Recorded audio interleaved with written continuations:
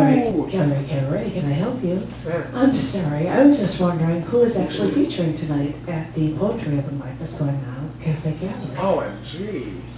And we said, well, I don't know if you'll be able to make it in time because it's about to start, but the awesome thing is, if you go to kfcars.org/cafe, you can find things out about a podcast as well as YouTube video clips for this. Now, this woman who's our feature this evening, she's been on the poetry scene for I don't know how many years, kind of like me, but you know, but in different awesome respects. This woman is one of the Beast Women, which I'm double plus pleased about, and she's been in so many different open mics, and well, I'm proud to say that because of past feature performances, we're probably the only one that's got her on videotape. And we're going to have her again. Please, ladies and gentlemen, give it up for, do you want to shout out?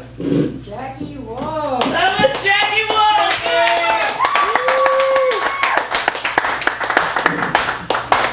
It's so funny.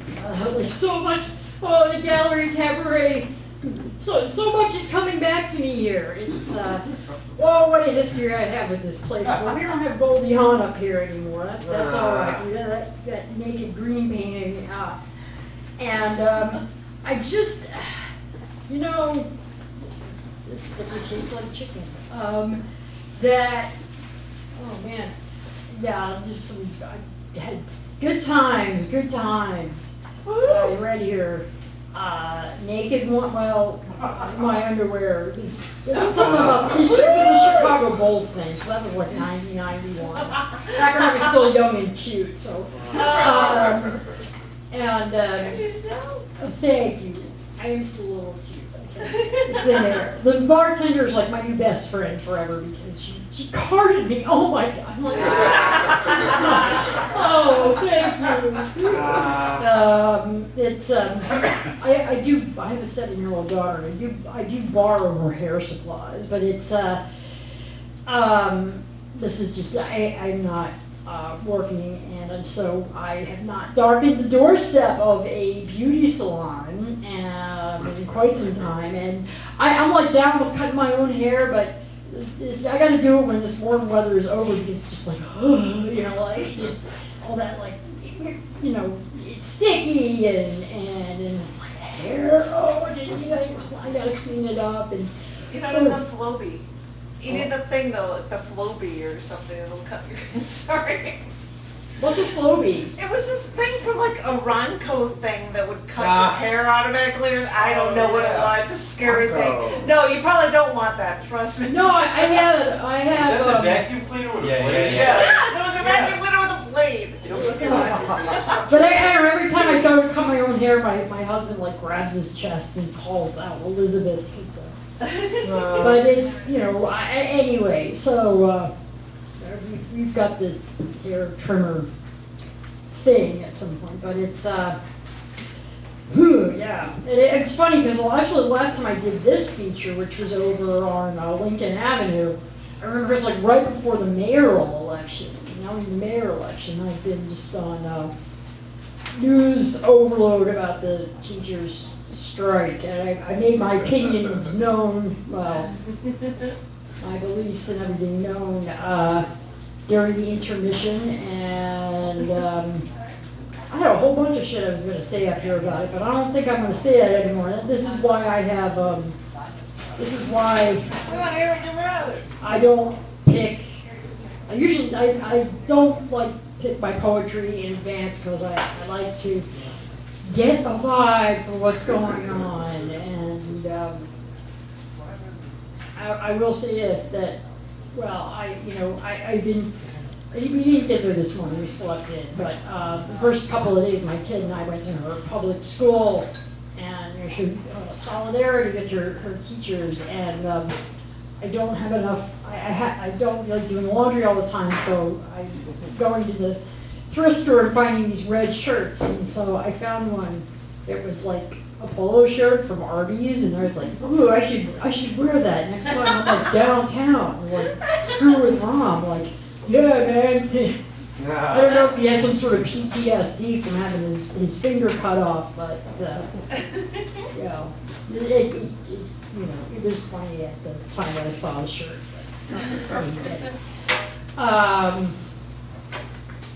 Yeah, which you know, now my I had some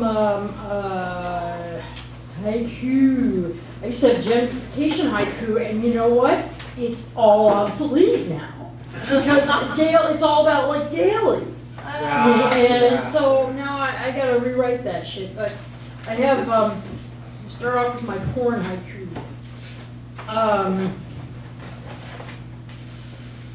Pizza man at door. My husband isn't here right now. I'll give you a slice.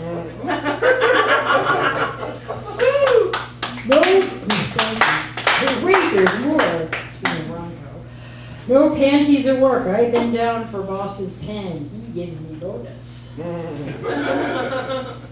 Oh, poor boy, why did you leave your hose in the van when I'm so dirty? I was at, we were at like one of my friend's kids' birthdays party over the weekend, and we were going to go over. He's Pizza Man's here, and I'm like, damn, I can't go there. It's full of kids.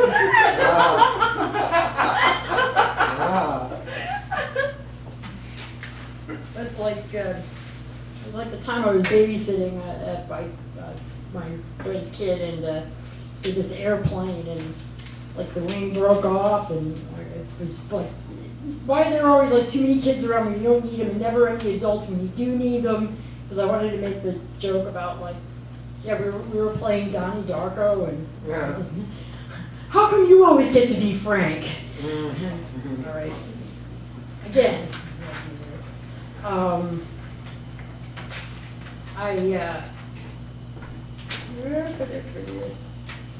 right.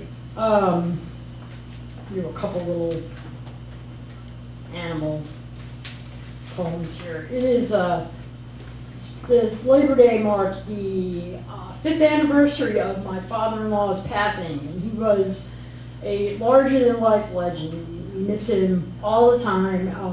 He's left us a wealth of great memories and stories, and he was one of the things that he got to live out before he died was he always, wanted to hold a political office, and so he was for 3 weeks got to be the state legislator for Cabaret County, Maine, and through whatever series of events he got elected, and then they took their summer break, and he was all psyched to go back to the fall, and it just didn't,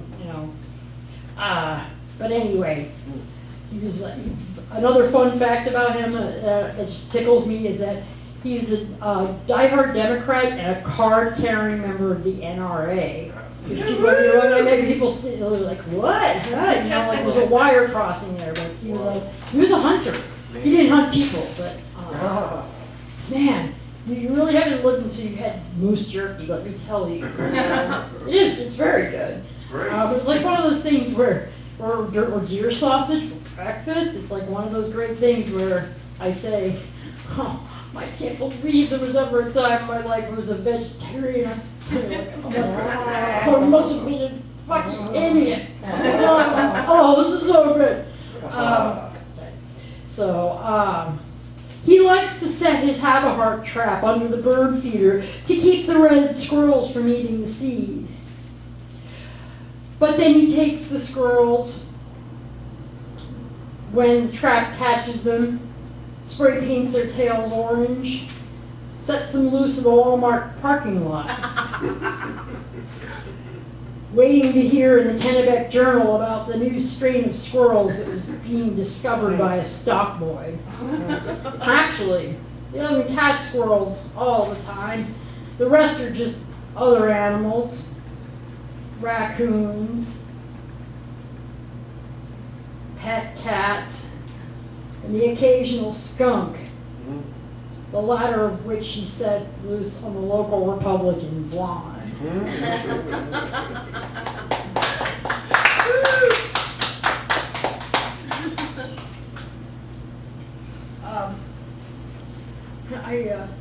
My cat died this year. We're like interviewing other cats for the position, this opening position for a house cat. And so my husband and I are looking, but every time, you know, I wear this shirt and I just, oh my God, you know, I think about this, my cat was blue, and I have pigtails too, so it's just not intentional. But I often, you know, I just think like, boy, you know, Kat's got it really good because they're just, you know, she just didn't have to do a whole lot.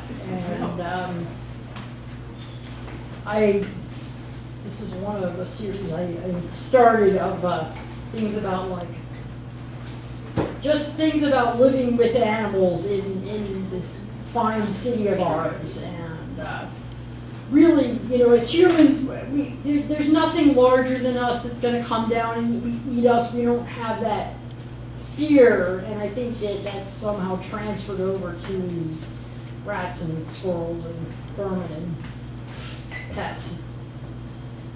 This is called 2 legs good, 4 legs bad. Fat bastard swaggers up to me as I eat my falafel, eyes sparkling, toilet brush, bristle tail in the air. Boo!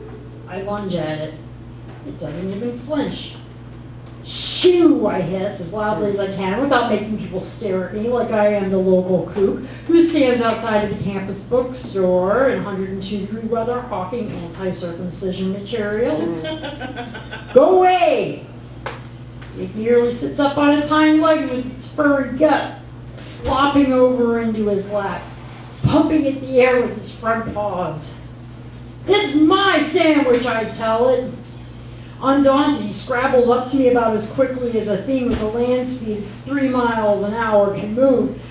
Don't even think about it, I snarl in the same tone of voice that my uptight germ-phobic father does when our geriatric Russian blue cat tries to jump into his freshly ironed lap.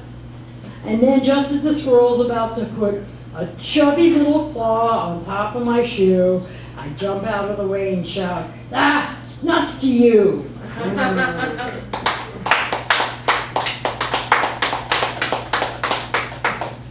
So yes, the teachers' strike, which you're going to, I think there might even be some more, yet even more mommy poetry coming out in the next couple of weeks. I am not blaming the teachers, and yes, it is. And I don't, as I said, I don't work right now full time. Just, you know, I'm volunteer and odd jobber at large, and that works for me. But because I need the flexibility, but as much as I loves me some me time and loves me some discretionary income, I'm totally, this teacher, like Chicago Teachers Union, you just take, you take as long as you need. I don't want my kid out of school. I don't want you, all y'all not being paid, but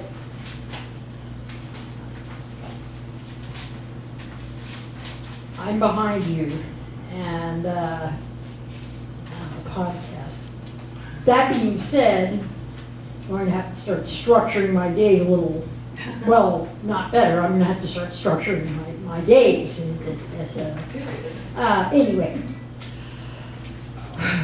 Oh, the funny thing I've noticed about parenting a child who's prone to frequent, loud, and physical tantrums in public isn't so much the stares that she gets from her supposed peers, isn't so much the questions that come up that should be handled by the kids' own damn mothers, isn't so much their dismissal by speaking of her in the third person. The funny thing I've noticed about these individuals who gawk and ignore and pry, their behavior is not the one on whom bad parenting is blamed.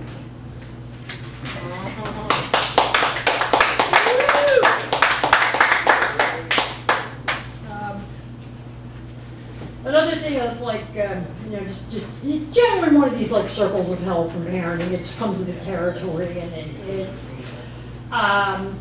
like every parent, you know, they got like some sort of thing that about in the children's books that like you can't stand. Like I have this one friend that just she has this huge issue with Curious George and just like cannot deal with having any Curious George in the house.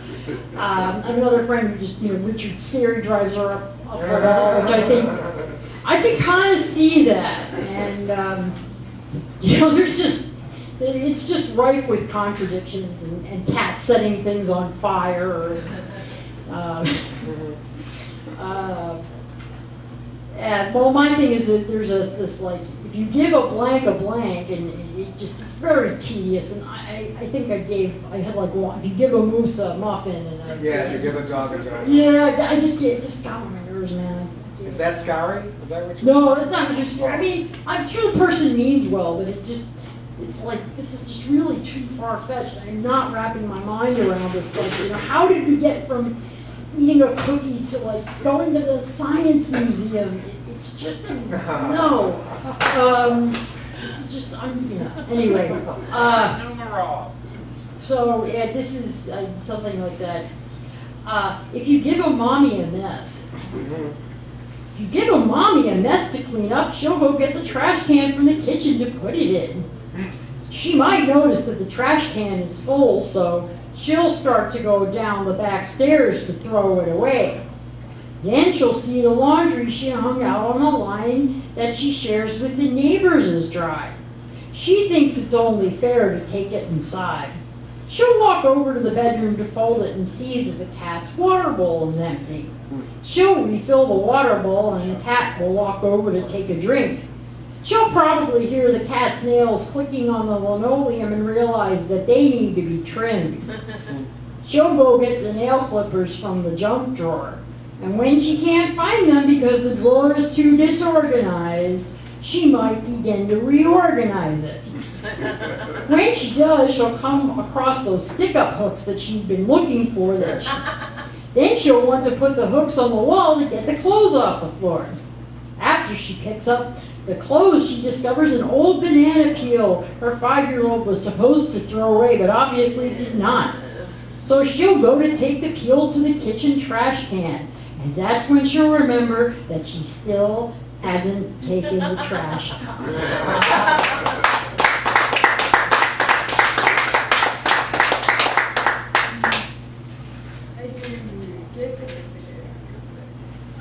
Here's a. I just did this for Peaceful Man. A lot of monologues that I do really, they started out as poems. It's sort of a meditation on the flaws of Dora the Explorer. Bridge, market, duck pond. I'm standing in my mother's living room, drinking a big-ass cup of coffee and watching her big-ass TV screen. She's tuned it into an episode of Dora the Explorer, obviously for the express purpose of de-edifying my 6-year-old daughter who, we don't have cable living in Chicago, so we go revisit, and it's just, all right, one TV, but we're hipsters, so we had the internet, so just sue us. Anyway, so, while my daughter knows of Dora the Explorer, she's not really all that into following her along on some adventure. Besides, my kid is like way too busy eating her breakfast cereal and then spitting out puffs of it to see how far she can get it to go across the kitchen counter.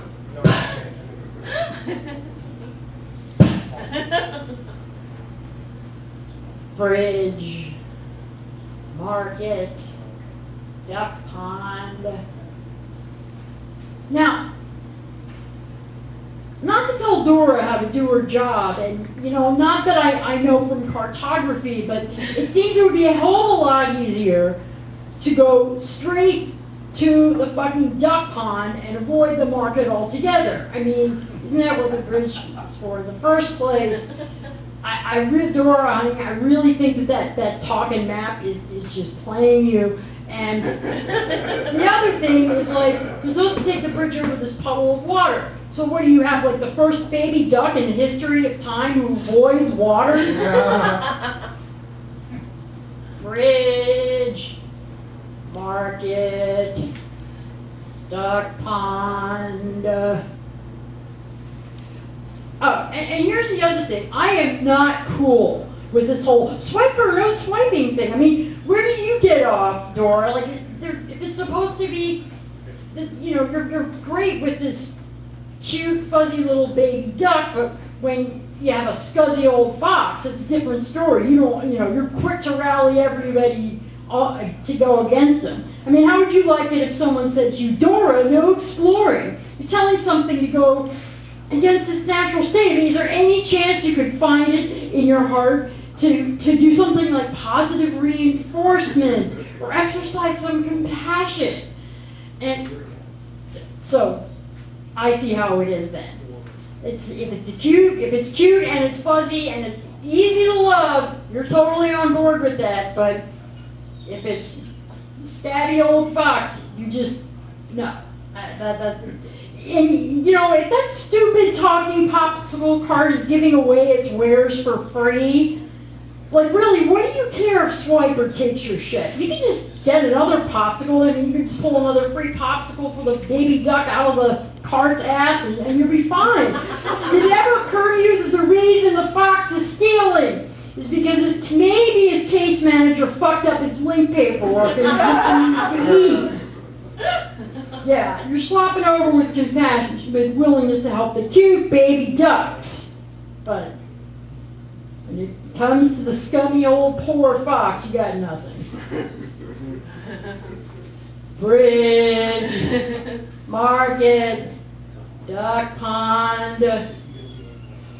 Oh, I know that you're talking backpack is inanimate, but every time it goes, yum, yum, yum, yum, I just want to punch it in the face. Besides, we've got bigger problems now. My mother's come back into the room. Who left this mess on my nice clean kitchen counter? I walk out of the room. Bridge, market, duck pond.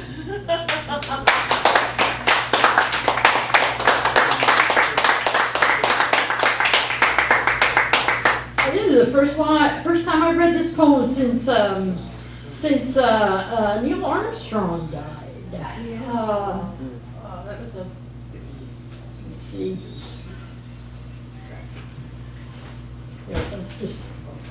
And I talked to Stretch that week. He was just inconsolable. So this is called Spaceman Blues. So what if they put you in a rocket, shot you into outer space once?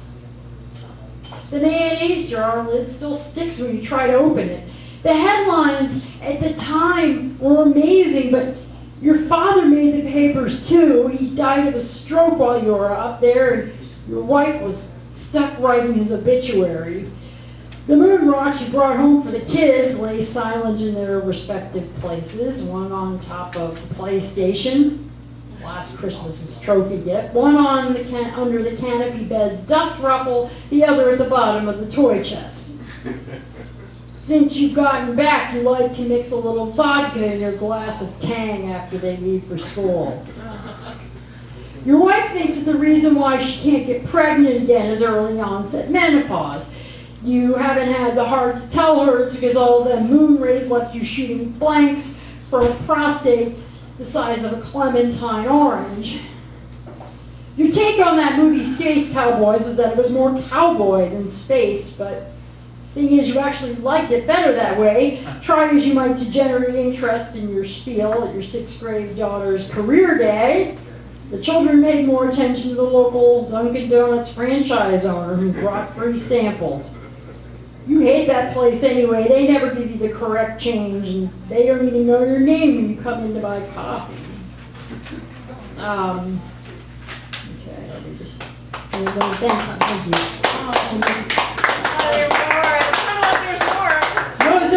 There is more. Yeah. Y'all had the time. Yeah.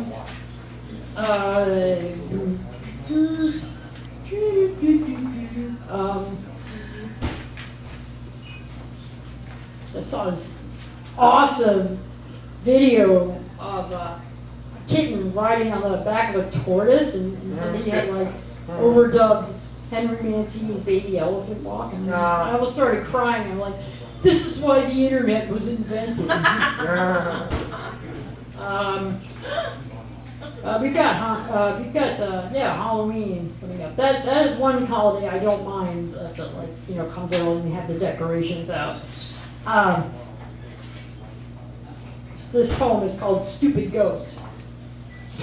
When I was alive, and the question of what do you think happens after we die arose, I would ideate to myself before saying anything, turning the answers around in my brain, which at the time was fully intact, if maybe not just firing all the synapses correctly.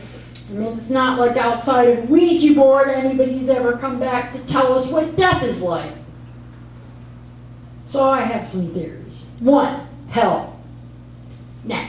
I was Jewish and we weren't supposed to believe in it. Although I can see what a lot of good these beliefs did for me when I was alive. Apparently Jews weren't supposed to get tattoos either. A fun fact that would have been nice to know before I got I Heart Jake Gyllenhaal inked on my ass. Then maybe I wouldn't be stuck in this crappy pauper's grave. I'd be allowed to lie in Montefiore Cemetery next to my beloved great-grandparents, having them dote on me in the afterlife, although, on second thought, I was never real crazy about seeing my family when we were all alive. If I can't handle Thanksgiving weekend, what makes me think spending all of eternity with them would be a good thing? Maybe I'm not so bad after all, rotting in this ditch outside of Calumet City. 2, reincarnation. If my luck, when I was alive, is any indication of what was going to be in the afterlife, and not surprisingly, it has been. I have a pretty good idea what I'd come back with. Like with most people, I'd hope that I'd come back as like, the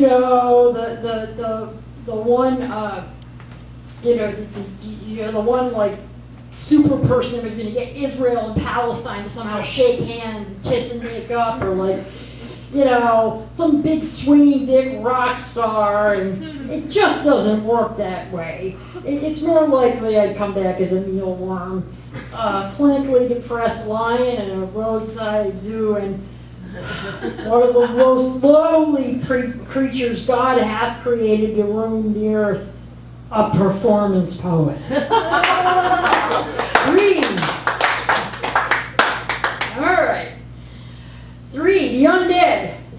Being a zombie sounds much better in theory than it actually is in practice. Believe me, I've met my fair share of zombies lately, and them I don't envy. Okay, first of all, zombies are all really fucking cold in January. I mean, like, beyond just, I think I'll put on an extra sweater. And it turns out the living aren't all that scared of them anyway, because it's not that difficult to outrun something with a shambling speed of 3 miles an hour. 4, really, really dead. It turns out that just like when you're alive, how good or bad you act toward others has little to no bearing upon the circumstances with which one is presented in the afterlife, even on this side of the dirt. It's all pretty much the same bureaucratic bullshit. I spend a lot of time standing behind idiots who haven't yet figured out that a checkout line is not rocket science. And for as many customer service reps as I call to get something around here resolved, I get a proportionate amount of different answers. And don't think for a minute that if you die with less money and fewer connections than your peers, that death would make all things equal. Whoever said you can't take it with you is full of shit, because obviously they've never been a ticket holder in the housing lottery of the afterlife. Oh wait, there is one thing that's like what I heard it would be. This whole walk towards the light business is largely true, only it would have been nice if those at my bedside when I was dying urged me to step away from it rather than enthusiastically cheering me to head toward it. Embrace it! joke is on them. I ain't left them anything of value behind, just a lot of clutter and unpaid Visa bill. Who? And when they find out what's in my nightstand drawer, I shall look down upon them and have the last laugh.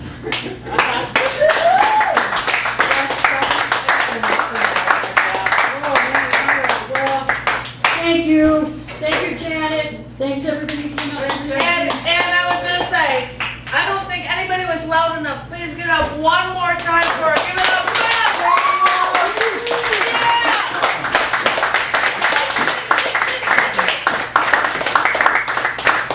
I know we have to end things, and it's so terrible. I feel so bad about that, but I want to be able to say things about future features. And like I had said before, if there are people that couldn't make it, because might be, a select few, I'm going to have this up as a YouTube video clip by the end of the week. If you want to know anything, go to www.chaoticarts.org/cafe, find out information, and you can see the video that's as a YouTube clip. And it will also be a podcast for this next week, which will be double plus cool. And I want to tell you about future features. Well, I've got a little bit of time left.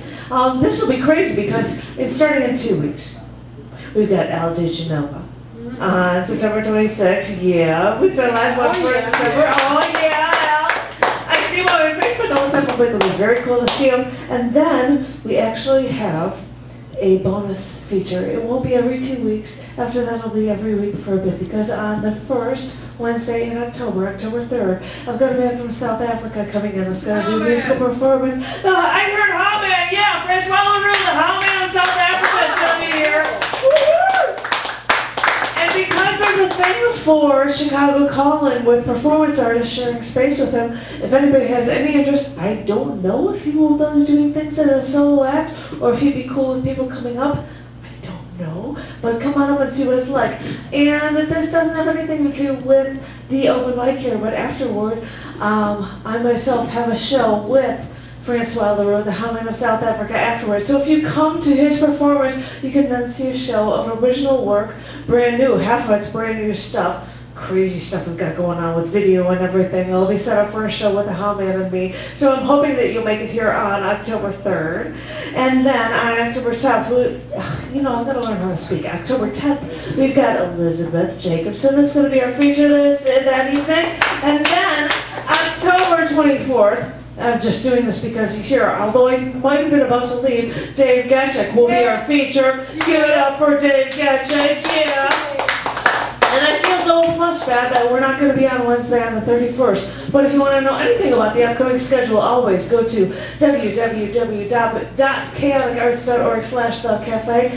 And in just like minutes or something, in the next week, we're going to have calls for people for features for the 2013 schedule. Now, normally, for the past 15, 16 years, we've been every week except for the first week in January and the last week in December. But because it's scheduled right on with every other week, we currently are scheduled on Wednesday, January 2nd. I don't know if anybody will be here then, but if you want to be like, hey, I've got nothing going on, we'll set up something for a feature. It'd be awesome. We'll see what's going on for it, and why not? And I would love to see all of you in the next 2 weeks. And if you need anything from me, check me out online. And thank you all so very much for coming here. Thank you.